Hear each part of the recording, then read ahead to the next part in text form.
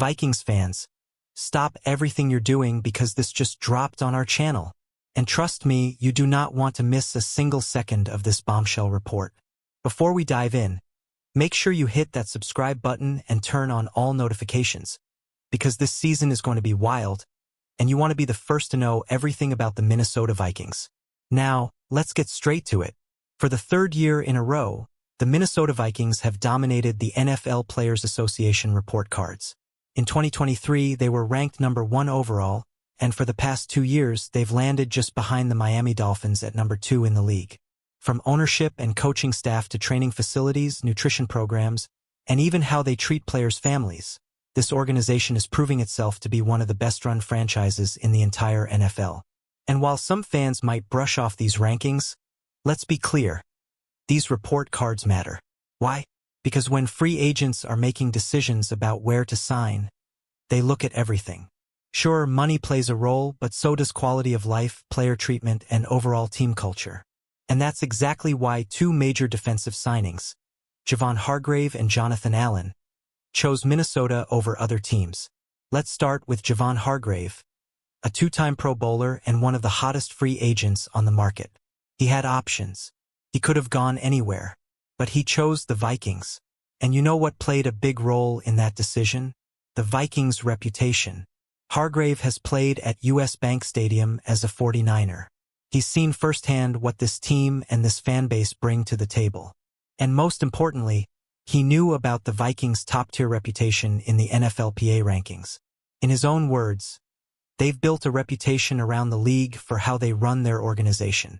Seeing those reports, seeing how well they take care of their players, it's a big deal in the NFL. And he's not the only one who felt that way. Jonathan Allen, another star defensive tackle, had similar thoughts. He's been familiar with the Vikings for a long time. His agent is actually based in Minneapolis. But when he was cut by Washington and hit the market, he already knew where he wanted to go. For Allen, just like Hargrave, it wasn't just about football. It was about family, stability, and being part of a franchise that truly cares for its players. He put it simply, looking at how they rank year after year, when your wife and family can have a great life and be included in everything, it makes that decision a lot easier. But here's where things get really interesting. Both Hargrave and Allen are coming off injuries.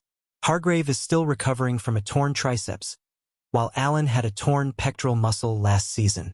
And yet, they still chose Minnesota. Why? Because they believe in this team.